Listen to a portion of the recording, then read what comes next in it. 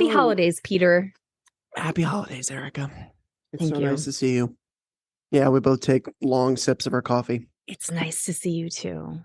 I Got my rocking chair. recently stopped drinking espresso because I was drinking a lot. It was too much. So I've recently made to switch to regular coffee. And How's that going for you? And you know what? I'm sleeping better. I'll tell you that. Oh, that's good. I still have standards though. I'm drinking, Italian, dark roast. You I should. still have standards. That's good. Well, you will always have standards, my friend. There's a lot to catch up on. It's been a minute. Yeah. Should we do the intro? I guess so. Hey, everyone, and welcome to This Podcast Needs a Title. I'm Erica Davis. And I'm Peter Malone Elliott. Aw. And this is Real Talk about writing, publishing, and everything in between. Our guest today is absolutely no one. It's just each other. And for the holidays, we're giving you the gift of us talking about ourselves. What could be more fun? So you can tune out now, everybody. Happy holidays. Let's do this, Peter. Peter and Erica's Day of Fun. I recently rewatched that episode, and it's fantastic. It just yeah. There are parts of Friends that obviously don't age well, but that's true of all shows from the 90s, obviously. But but what works still, God, the comedy just holds up so amazingly. It really does. Yeah. The chemistry of the cast, the timing, the writing. Hats off to all the writers and the beautiful Marta people Kaufman, there, so. David Crane, Kaufman. That's Kevin why I do it. Bright. Oh, look at Peter knowing all the names of the people who make things that I love. That's good. Did you read Matthew Perry's memoir that just came out? No, I am still rereading Dwight Schrute's Bassoon King. Well, excuse me, Rainn Wilson's memoir, yes. Bassoon King. Potato. Dwight Schrute, Rainn Wilson. Two different entities. I couldn't care less about Rainn, but I love Dwight. All right. I feel like I don't know. I feel like they're one and the same at this point. Rainn, if you're listening, we can talk through this. Come on the show. Let's chat about it. Erica has news for us. Peter has news too. I do, which kind of came out in the other thing. Okay, in the previous episode, when we recorded last, I couldn't talk about it yet because the deal hadn't been done officially. I mentioned that there was news, but I didn't say what there was. Right, and now it is official. So now it is official. Yeah. But I want Erica to go first. Some of you may already know. I put the PhD project on the back shelf, basically. Mm-hmm. The big picture here is I am still really working on my mental health. I am still dealing with a lot of trauma from a car accident. I'm also in therapy. There's still so much stuff coming up. I thought I was going to graduate from counseling. And she's like, okay, good. Let's talk about your childhood now. And I'm like, no, like going deeper past. And so it turns out there's all this stuff. So when that started coming up in counseling, I realized I really didn't have much bandwidth for a part-time job with Pipeline, working on a project that my heart wasn't behind, which unfortunately came down onto the PhD handbook. So I've had to shelve that project. It wasn't sparking any joy, and having to work on it for my own sake was just draining me. What I was able to do effortlessly was focus on my tarot reading business and basically like reviewing tarot decks based on pop culture. So long story short, I struck out on my own and reached out to the publishers of the tarot decks that I love, like the, Stranger Things tarot deck, Supernatural tarot deck. That's all the same publisher. And I pitched them an idea. They loved it. And they're basically keeping me in the wings right now while they wrap up the current season of decks that they're putting out. It's a lot of like merchandise type stuff, like fandom TV based and movie stuff. Licensed material. Yeah, licensed material. Yeah. Right. And that's the tarot decks that I want to make because it's so easy for me to make them right now. As helpful as the PhD handbook was going to be for other people going through that struggle, it was stirring stuff up. Now I struck out on my own. I ended up asking myself, like, what are some IPs, some intellectual property pieces that I love, that I would love to own a deck for? Like, if it doesn't exist yet, if a tarot deck doesn't exist yet for XYZ, why the hell couldn't I write it? Why the hell couldn't I mock up what a card might look like? So I ended up talking to another agent. So I'm represented for one particular project for Tarot Deck and Guidebook. Woo! We have not. Thank you. I've just signed with the agent. There's still a lot to happen with the agency agreement between myself and the holders of the IP. So I'm really proud of myself. I'm very excited. And thank you. And so guys, the moral of the story here is no matter how amazing your agent is, you're okay to pivot for the sake of your own mental health. Look out for yourself. Very exciting, Eric. Thank you, Peter. Peter Malone Elliott. Hey, speaking of Peter Malone Elliott, what about you? Let's hear the official news now. Well, the official article. Thank you.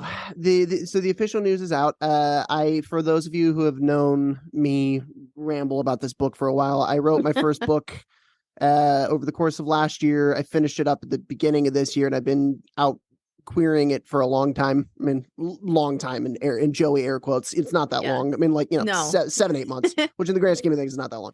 But I sent it out to a lot of people. And I wrote an article on Pipeline Artists about this called Fuck It, literally. So if you can read the article, sent it out to a lot of agents, got some nice responses, some almost wasn't working. And I pivoted. And I decided to send it out to some indie presses that I know take submissions without agents. And 2 of them made offers. And I decided to choose Level Best Books, which is, is a really, really, really amazing award-winning crime fiction thriller book publisher. Yeah, I'm really excited. That's wonderful. Congratulations. Thank you. The book is coming out January 2024. Jeezy Pete, that's next January. Next January. Yeah, it's coming up. What happens between now and then? Before it. Yeah. So, I mean, there'll be the editing process and putting it to galleys and designing the cover and all that stuff. We're still a few months out from that because right now I know the folks at Level Best are focused on the titles that they're going to be pushing out, beginning of 2023, mid 2023. Right. So I'm kind of just staying put for a little bit. I think that whole process will start probably in the middle of next year, and then it'll ramp up really fast towards the end. Yeah. That's amazing. Thank you. Yeah, it was a really, really cool and fast process. That was not what I was expecting because I was so focused on, all right, I'm gonna get an agent, I'm gonna sell it to a big 5. I realized that I kind of just needed, like Erica was saying, to strike out on my own. I was like, all right, well, if this more traditional path isn't gonna work, then why don't I just go for the route a little somewhat less traveled? And I negotiated the contract on my own, which I don't recommend for everybody. I'm fortunate enough to know what I'm looking for royalty wise and subsidiary right wise and what the correct terms are. So I went through about 3 or 4 rounds of negotiations with Level Best, got everything that I wanted. Oh, that's great. Yeah.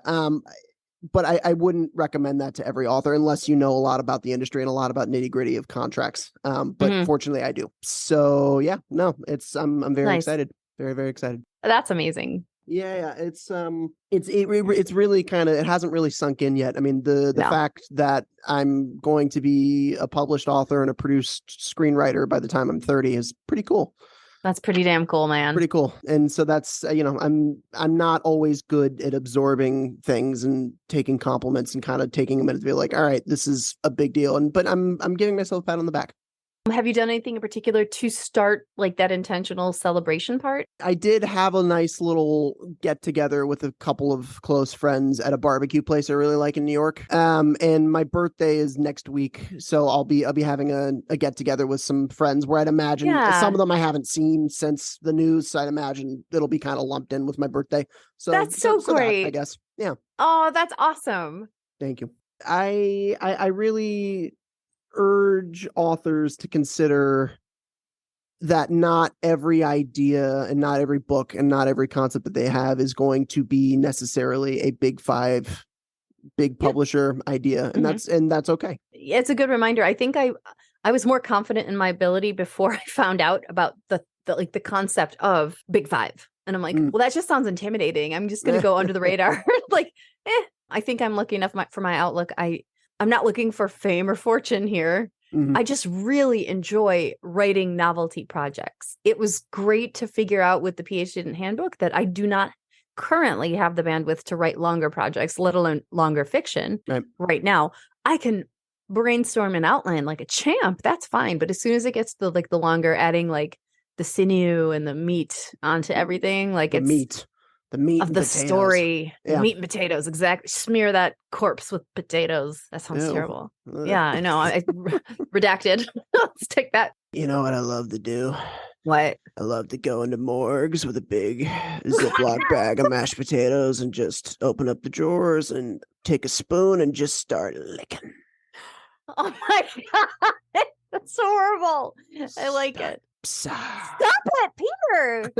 Oh my God.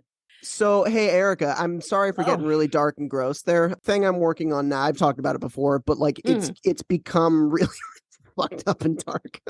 So like my head is very much in kind of like, you know, horror book novel writing mode. Thinking about a guy licking mashed potatoes off of dead bodies doesn't faze me at this point. It's like, oh, okay. Yeah. Oh, all right. Yeah, because that was kind of out of left field for my brain, but now it makes a little bit more sense. I'm very much in the macabre. Yeah, it depends on how pretentious you are. Anyway, I'm very much in that frame of mind. So it's, you know. All right. Easy breezy, baby. Easy breezy, baby. God. Well, that's our show. Bye, guys. He's in your freezer. Do you remember Kid Cuisines? Like the little penguin, that little cartoon penguin that slid out of your freezer into your kitchen and like made you eat something. I can't remember what it was. I blocked it out too. I know Lean Cuisine, but that's not what. I think they might have been like this under the same parent company, but it's like Kid Cuisine, and there was like a frozen penguin and a rainbow or something. I don't know. This is a great episode, as usual. Erica, I actually have a question for you to get things back on track a little bit here, unless you wanted to take it in a different direction. No, I got nothing. I'm just wandering in the woods here, so go for it. The thing that I think is really interesting, because I admittedly know nothing about writing tarot decks and writing gift books and that kind of whole niche of the industry. For someone that might be listening to this that's thinking about getting into writing those kinds of things, what would be your advice to them? Instant answer for that was start a YouTube channel and review those decks that you love. Basically, like even if I have 0 watchers, 0 people watching a live stream, I still get to talk out loud to myself, telling myself what I love about the deck in front of me, what I am put off, what if it's like a canon I know and love, like Stranger Things, what they might have done differently, like what wasn't quite there, or how the different suits that they chose didn't quite match up, or like, oh my gosh, choosing Barb for the death card is perfect. Like it's similar to like, hey, what advice do you have for somebody trying to get into writing? Read as much as you can. Practice reading tarot cards, read the books. Like one of my bits of homework assignments for the holiday, absolutely just sit and enjoy the fun of like looking through the little like miniature books that come with a tarot deck. And again, I want to make it clear, I don't believe tarot is magic. Tarot is literally a way for me to articulate to myself or a client what's going on in their subconscious. Like basically, I help people throw spaghetti at the wall, and they're like, if it's like that spaghetti turns into a Rorschach test, if I'm saying that right, kind of the ink blot thing. It's like, it looks like a guy quitting his job.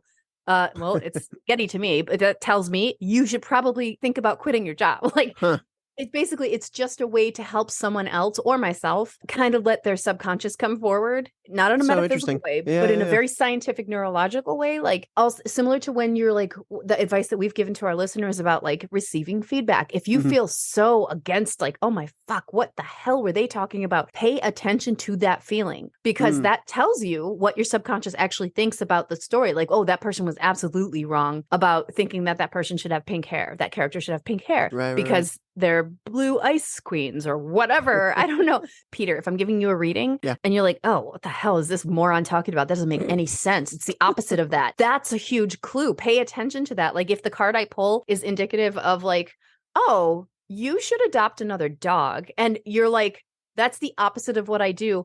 That we would talk about that. And it turns out you actually are a little bit concerned about the limp that Panda's had for a week and a half. You know what I mean? Like, so it's like, it's just getting wow, that's also crazy. She did have a limp like a week and a half ago, but like it's gone now, but she did have a limp. That's okay. That's really wild. weird. Wow. That's creepy. Have I ever read for you? I don't think I have. I don't think so. No. But no, to circle back, if anybody is ever interested in finding out how to write a tarot deck and whatever, first of all, just start reading it. See how the different brands like Clarkson Potter, who did the amazing Jane Austen tarot. I've heard of them actually. Specifically, Clarkson Potter is a really great publisher.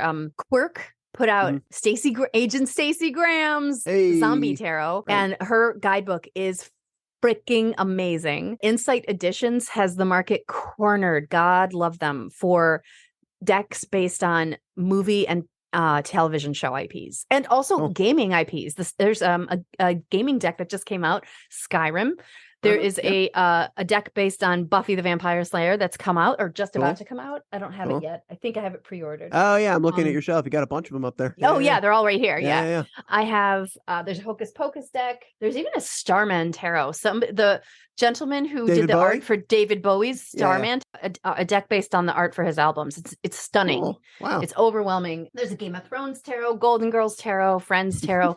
Some of those are little indie presses that don't even have guidebooks associated with them. Oh my God. See this feeling. I could talk about this forever. Yeah, I can tell. I can hear the passion in your voice. It's really cool. I didn't have that about my middle grade horror anymore. I didn't have that about my fiction. Yeah. I didn't have or my YA fiction. I do have that about some Dwight Schrute based fan fiction that I'm working on to pitch to the same people who develop the decks because they work with NBC for nothing's happening yet. But like, if anybody's going to write a Dwight Schrute it should be novel, it's going to be me. Yeah, of course. Like gotta be. Other people could totally do that, but mine is going to join the IP. Like there's a ton of people who write Star Wars fiction, right? And that's awesome. I think they support each other. Like even if they don't realize it, they probably, lift each other up. Can I ask a dumb question? So for writing a proposal for a tarot deck. Mm-hmm. Does that look like a nonfiction proposal? Like, is it a similar structure? Like, it sure was for me because I had no other frame of reference, and they didn't take away my birthday. I did the best guess that I could. They didn't take away your birthday? My mom used to say that. She's like, "What are they going to do? Take away your birthday? Like if you do something wrong, you know what I mean?" That's a great turn of phrase. I'm gonna have to use that. It's such a diffusion for my mental anguish that doesn't exist except in my head. But basically, it was professional. Like I kept it professional. But the best part was doing the mock-ups. I did mock up images for the cards, but I'm not a professional graphic designer. I do the fun, stupid things. So yeah.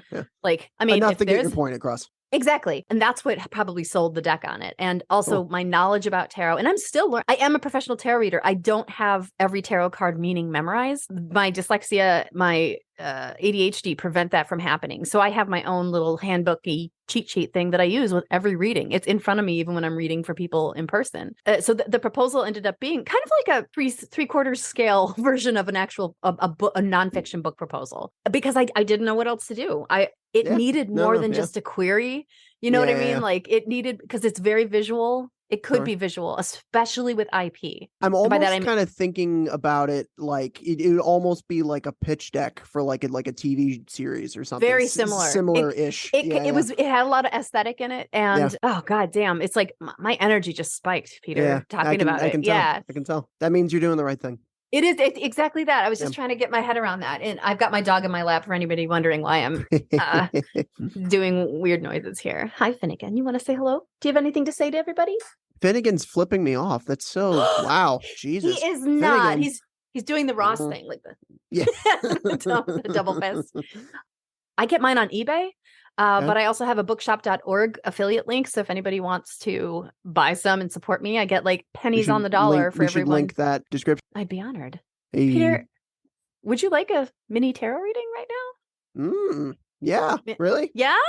Okay. If you don't mind. Yeah. I really don't. I think we're in the mode and it's like, it's Christmas, whatever. Yeah. Okay, everybody, you're about to have a live demonstration. I'm going to pretend no one else is ever going to hear this though. So it's just going to be you and me, Peter. So, hey, Peter. Welcome to Dork Witchery. Hey, Erica. Actually, I don't do many live ones like this. The people pay extra for that, but I usually just pre-record on a Zoom by myself. So cool. Okay. So I leave it up to the querent, who is you. Ooh. Do you have a deck in mind or like a pull towards whatever? I have. If you name it a franchise, I probably have it here. Since we were talking about it, let's do Friends. Oh, sure, you got it. Oh yeah, this is great. Have you ever had a tarot reading before? No. I once had my palm read a long time ago, but no, I've never had a tarot deck reading. I have to. It's probably a pretty similar thing. It's just someone else interpreting a piece of you to give you a sounding board. Cool. That's all this is. Like I liken. I'm shuffling these little purple cards right now with the logo on it. Yeah. Oh, we have a jumper, but that just fell out. I am drum roll, please, while Erica shuffles. I have an overhead camera. Do you want to? It's whatever you want. Whatever you want. I'm gonna give you the overhead camera because nobody else needs to see it. So Peter, what I'm doing right now is I'm shuffling. Okay. If you have a specific something on your mind, something you want to know about, you can do a couple of things. You can just think about it in your head, You can ask me out loud. And if it's like a weird question, I'd help you rephrase it to how to phrase it. Instead of saying, when am I getting married? Let's say, what can I do to stay happy in my current relationship, kind of a thing. Like we shift it. Sure. Or you can let me guide the deck or whatever it's called. Let's do that. I want the full Dork Witch experience. Yeah. Dork Witch experience is great because that includes me just asking the deck to provide you with whatever it is you need to hear right now. Great. Whatever that.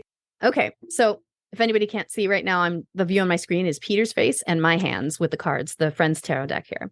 This is my little Dork Witch binder. I'm going to pull out the cheat sheet that I made for myself. So since you're not familiar with tarot itself, I will tell you there's 78 cards in a deck.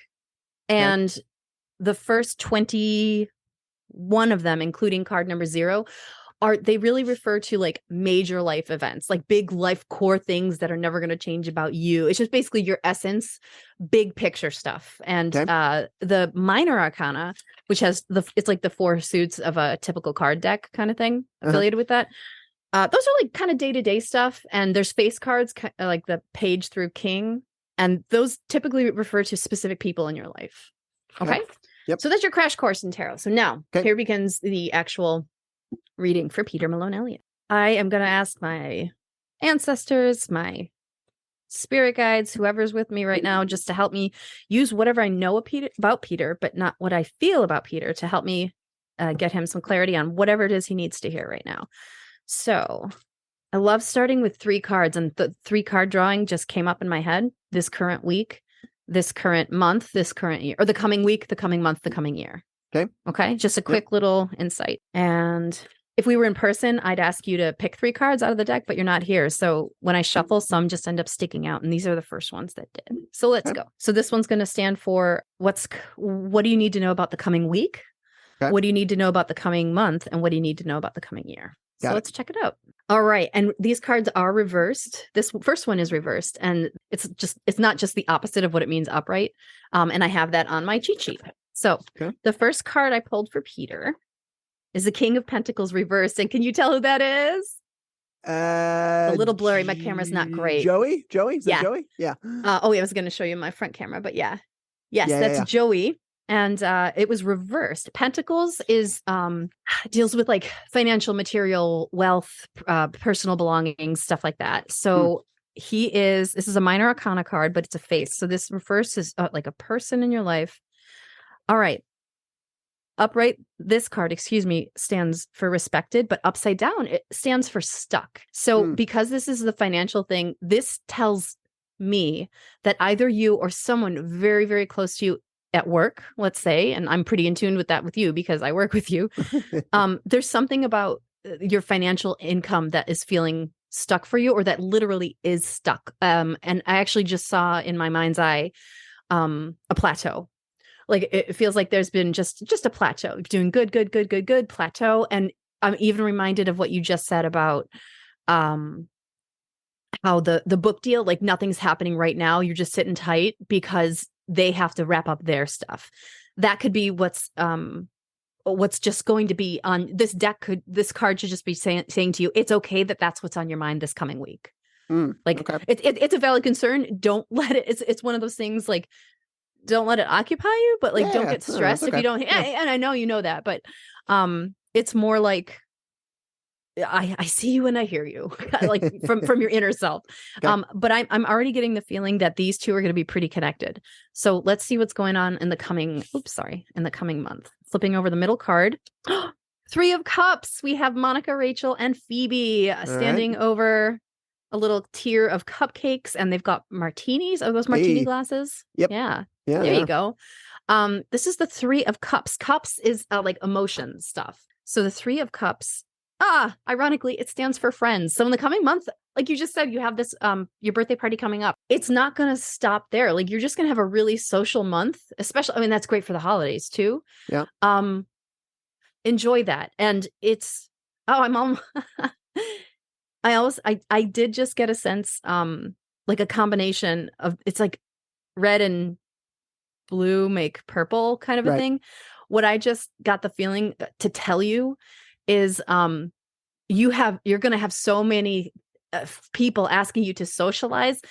Only do as much as you're comfortable with. You don't have to, obviously, you don't have to say yes to everything, but you're going to be damn tempted to. But there's only so many pennies in your bank. So so choose those wisely. And now I hear my mom in my head saying, but honey, tell him you can't take it with you. Enjoy your life. So my mom's telling you like to spend. Okay. So that's what Monica, Rachel, and Phoebe are telling me about your coming month. So you can be cautious about your money, and like it might plateau. But so this is like, have fun, stretch it a little bit, but not too much. Like, yeah. All right. But coming year, always no bunny. We have the Page of Wands. We have Chandler dressed in his bunny costume that Monica got him. Here's what it looks like upright. He's so funny. He's got the nose on his chin and everything. A Page of Swords, excuse me. Swords is intellect. All that. So on the page itself, Page of Swords, let's see what we got. So for the coming year, this card stands for snarkiness. And I don't know. This is something I struggle with personally. So I'm wondering if this card might be for both of us. Like, but it is for you. I'm getting something out of it. So thank you for this. My professionalism is rooted in sarcasm and humor. Sure. Right. My professional goals, like writing a tarot deck based on the NBC's The Office, like that is going to be snarktacular, right? Of course. Yeah. Dwight Schrute's voice. Absolutely. I'm definitely pulling. I'm already gonna pull a fourth card because it just jumped out at me, and I got chills on the right side of my body when I pulled that top one just now. Okay. Chandler upside down, like he was not happy in that bunny costume, but he still owned it, right? Like he absolutely owned it. And he's one of the snarkiest characters. So the fact that Chandler shows up reversed in a card that means snark, Chandler's amazing at snark. So it's like in the coming year for you, if there's somebody, maybe this is about me in your life, Peter.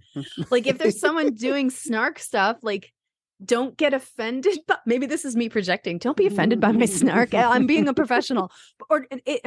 That's why I want this card, because I'm having a hard time right now decoding what that is for you. Okay. Because upright, I don't know why, but upright, this card stands for clever, which is also true. He is very clever. Chandler's very clever. My mind just went like TV gray static. So that tells me just flip over the damn card, Erica. Yeah. So I'm pulling up a bonus card, and we have 7 of Wands reversed. We have Monica working at the diner, the 50s diner. Yeah, right. She's and this is 7 of, excuse me, not wands, swords. They all look like wands to me. 7 of, so she's in front of a jukebox. There's 2 swords stabbed into the ground, 5 in her hand, and she's sneaking off with them in her little saddle shoes on the black and white floor. But it's reversed. So swords. We're back. We're still in the swords. This stands for air, intellect, truth. That does make a lot more sense to me. If this coming year, you're going to be going through whatever you're going to be going through, and it's going to make you a little darker, edgier. You just said yourself that you're going through you're in this macabre phase. And that's kind of what this is reminding me of. And that's your truth right now. Like you pointed out to me that you could just see my energy talking about tarot. Yeah. This combination of cards, these 2 cards right here, is telling you for your coming year, don't resist that little bit of a darker side of you. You're going to need to, if you want to be successful, you got to lean into it, because that's going to come up in the next book. Okay. And I just got book be edgy feeling. and snarky. All right. Let it get edgier and snarkier. It's almost, and I have chills on the bottom half of my body right now. And that tells me this is something you need to know that you don't know yet. Your character, some of your characters, it's not one character. I think this is about a next book. I don't know what you're working on right now. Or it could be the revision that you're going to be doing with Blue Ridge, right? One of your characters is honestly going to surprise you with how dark they get, how snarky they get, and don't resist it. That's what this is telling you. And I just got full body chills. So that's my higher powers telling me to tell you that. Awesome. Do not resist it. Let your characters take over the page, which you know to do. I think like sometimes sometimes I just feel like my best writing sessions are when I feel like I'm just transcribing. I'm just the messenger, Gert. Tell me what to write. Yeah. That's what's going to be happening here for you. Awesome. And I also feel like there's a double meaning there with like with work. If any of us push back, like, Peter, you seem a little rude today. Great. Bye. Like, don't worry about it. I know, right? It's okay. You're allowed to have bad days. You're allowed to have bad months, bad years, whatever. It's just how people are going to be bitching about how snarky we are maybe on the show. Sorry, guys. You can always turn us off. So that's what came through here for me. And, awesome. All right. Cool. Anything else Peter needs to know, deck? Let me shuffle one more time. This is so cool. Thank you for doing this, Erica. Oh, you're welcome. It's free advertising for me. And I do have a lot of free time coming up, you guys. So if anybody does want a reading, go to dorkwitch.xyz. Book one for the holidays. Book one for the holidays. There's lots of coupon codes. Just reach out and ask if you don't see one. You said coupon. What am I supposed to say? No. Coupon is right. I say coupon. I just think it's funny when people say coupon. I'm from Buffalo. I don't know. Yeah, no. That's not wrong. Final message for you is 10 of Swords. And this is Kathy when he was dating that amazing girl, Kathy. Yes, Chandler dating Kathy. Yeah. Kathy's got a bag of swords behind her and one is in her hand. Chandler's facing her holding flowers. It is upright. So 10 of Swords. Swords again with intellect. Huh. This is so the fact that came up in the all these intellect cards are showing up in the year coming. You're having a prolific year coming up. Oh, that's good. Yeah. And that'll translate into finances eventually. So good luck with that. But let's see. With Kathy and Chandler, we don't see Kathy's face, just that she's holding a thing ready to stab him. What is it? 10? 10 of Swords. Huh. Okay. That card corresponds with my hand note that says, ouch, stay down for now. So kind of in tandem with those last two cards of like the big picture is let yourself have a grumpy year if you have to. Or get a little darker. I feel like it's not you personally. It's the work. My vibe. It's my essence. Your essence that is going to get squeezed into the writing. The writing was a green light right around that when you said that just now for me. Also, I'm just seeing like a sieve, like a funnel. Like dump your trauma into the book. Go for it. Deep. Let it. It's about to anyway. So, and that's how a bill becomes a law. That was really cool. You're really good at this. Yeah. Thank you. Yeah, I am. And I appreciate that. I agree with you. And I never thought it was something I could do. I do own it because the only reason I'm really good to do this, and I love that you picked this deck, is because I know friends inside and out. Yeah. The original deck is something, it's a like the Raider Waite and these very classical images, and like it's just an extra layer of information I have to get through. And with like learning disabilities and dyslexia, it's very hard for me to do that. But with content like Lord of the Rings, zombies, Star Trek, Andy found me a Star Trek deck. Nice. I speak that language. It's just gets me one step closer. I guess I now have permission to just be really, really dark and fucked up this whole year. I didn't mean that. Okay, bye. There you go. Let's sing a Christmas carol for everybody. Okay. Jingle bells, dashing Batman through smells, the snow, Robin laid in a one-horse Batmobile lost his wheel, and it's beginning to look a lot like Peter. That was perfect. Yeah. All right. Maybe we should have sang the same song, but okay. Actually, there's one more thing. Yeah. I have had a really rough couple of days. I think like going on a week and a half. You mentioned that you were... I messaged Peter and told him I was taking a mental health day on Monday. I had figured out the day before that there is such a thing as disability insurance through our social services program for PTSD. I have PTSD. Oh, wow. Yeah. I didn't know that was Makes a sense. thing. Yeah. I had no idea that was a thing. And it wasn't a trigger. It just sort of uncorked everything. And the fact that I have PTSD, not from my parents' deaths, but from, emotional abuse from toxic family members and specifically a car accident in 2007 where I was almost killed by a drunk driver. We'll put some trigger warnings on this episode. Jeez, sorry. Yeah. No, that's okay. I'm sorry too. I should have given you a trigger warning. No, that's okay. I had no idea that PTSD was one of the one quality that allows people to apply, at least apply to get disability assistance. Yeah, I didn't know that either. Yeah. That's financial. And I have been struggling. I am very, very fortunate that my husband is our breadwinner. I used to work full time. Right. I haven't been able to work full time since April 23rd, 2015. That was the day my dad died. It's been a struggle ever since. And for anybody who's lucky enough, and I mean that, to not have PTSD or not have gone through grieving, coping with trauma, it is more than a full-time job. It feels like some days. Yeah. It's exhausting. It's physically exhausting. It's mentally and emotionally draining. This all clicked into place for me when I realized that I could apply for disability under the PTSD. So I've spent the last week reaching out to my previous grief counselors, the attorney that handled the car accident back in 2008, my current trauma therapist. The piece that I want to take away and give to you guys, anybody who's realizing this for the first time too, or might need financial assistance because you're not able to hold a full-time job due to whatever reason related to your disability. The typical process, it's not all the time, but basically to filter out scam artists, almost every application seems like it gets rejected the first time, but they have appeals built in. And that's basically like the more you appeal, the more serious they know that you're taking it.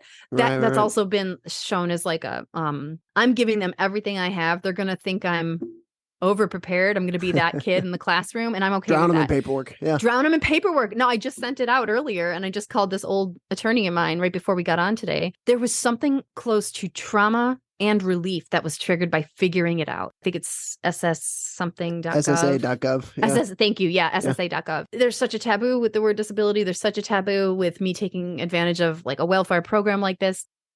I thought I was just being lazy and pitying myself that I was hit by a drunk driver and that my mom and dad died. No, it turns out that shit really ruins you, and it takes a long time to cope with that crap.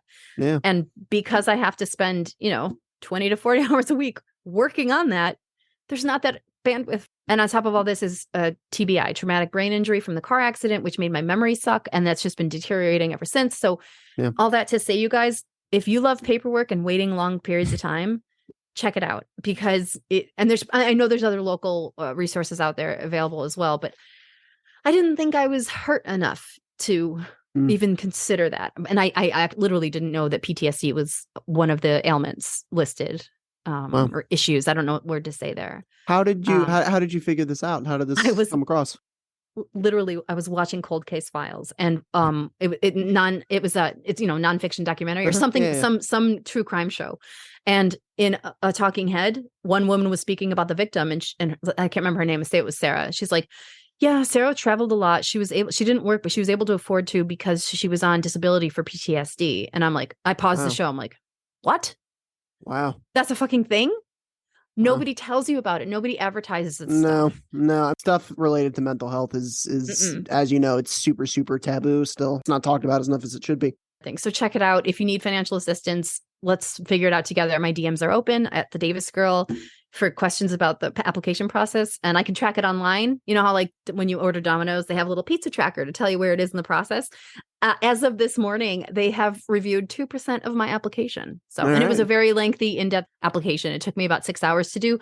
It's not a 6-hour application, but because that's how much time I needed to be able to focus on it and step back and recoup and focus on it and step back, because you're recalling a lot of trauma and shit. Sure. So it's a traumatic application itself. Jeez. Yeah, I'm sorry to hear that, Erica, but good for you for getting through it. Thank you. And I'm saying it not for pity. Pity's always helpful. I love it, but that's not what this is. Just to kind of start blowing that horn out there that our government does provide some opportunities for assistance. It doesn't mean everybody's application is going to get approved at the first time, but I'll keep anybody posted who wants to know about it. And if there's anything to take away from this, it's that the Social Security Administration is like Domino's. Excellent. Right. That's the lesson to take away from all this, I think. They do have really good garlic bread. So, I haven't had Domino's in years. I love Domino's. I can't have it anymore because of celiacs, but it was just good childhood memories with Domino's. Seriously, Erica, that takes a lot of mental wherewithal to deal with. So I could end on a happier note. Sure. We've been fostering puppies for First Sisters of Jacksonville. Right. We stopped recently, and that's because we are adopting a puppy this Saturday from a different. That's exciting. I know. And adopting, not just fostering. Adopting. He's going to be our fur baby. He's in Georgia, so I'm going to be driving up 4 hours the night before my 10 a.m. appointment on Saturday. One of my friends who's probably listening to this podcast is joining me because it's just me and an Airbnb, and she's going to be keeping me company on the road trip and playing with the puppy on the way home. So fun. What kind of dog? This was not intentional, but he looks a lot like Henry. He's a flat-coated retriever. And there definitely was method to my madness in seeking that out, because I just absolutely lucked out when I adopted Henry 12 years ago. It turns out retrievers are really wonderful dogs, you guys. And he was a mix. It's just, that's a spark of joy here. And I do have a pattern of trying to do really big life things when I'm feeling upset. So this definitely was part of it. Like, but we've been thinking about a dog, adding our third fur baby to our family for like 6 months. How about you? What's your inner turmoil, Peter? I honestly, I'm feeling pretty good about things right now. Nice. Awesome. I don't have any turmoil at the forefront of my brain right now, which is nice. Well, that's actually wonderful. You don't need it. I just wanted to hand the microphone back to you, so it wasn't just the Erica show. No. That was good. That was a good show. I would totally listen to the Erica show, though. That's to be expected, yeah. Erica would listen to the Erica show. That makes sense. I would, yeah. All right. Does that? I think that'll do it. I don't think we can. Peter, I wish you an amazing holiday. Bright Yuletide to you. And likewise. Thank you. It's just gonna be me and Andy and the dogs here. What about you? What are you doing for Christmas? I am going to Virginia. No, I'm going to be there from the 22nd to the 29th. Yeah. Awesome. Yeah. Be there for next week. Good. Yeah. Good. That'll be good. My mom just had to get surgery on her arm or her hand, actually, just because she fell and broke a bunch of bones like right here, so they had to operate. Mama Elliot, I'm sorry. Yeah. So she's in a decent amount of pain, obviously, but she's on the upswing now. So I would imagine that a lot of the holidays is going to be going, Mom, no, sit, rest, stop, Mom, no, put that boulder down, Laura. We should probably do our sign off, I suppose. All right. If you have any questions, rants, or raves about writing, or you want to learn more about us or Pipeline, please visit pipelineartist.com. And once I get to my sheet, I'll read my part. And guys, we're going to be taking a brief hiatus for the holidays, obviously. Yes. But in January, we will be back and at it, stronger than ever. And I will be bringing the snark full tilt, apparently. And by the way, keep following us while we're still there on Twitter at the podcast title, on Instagram or Facebook at this podcast needs a title. And you can follow me at the Davis Girl. And you can follow Peter Malone Elliott at PMEwriter.com. Christmas! Now I'm just thinking about mashed potatoes and bodies. La la la la la la la la la.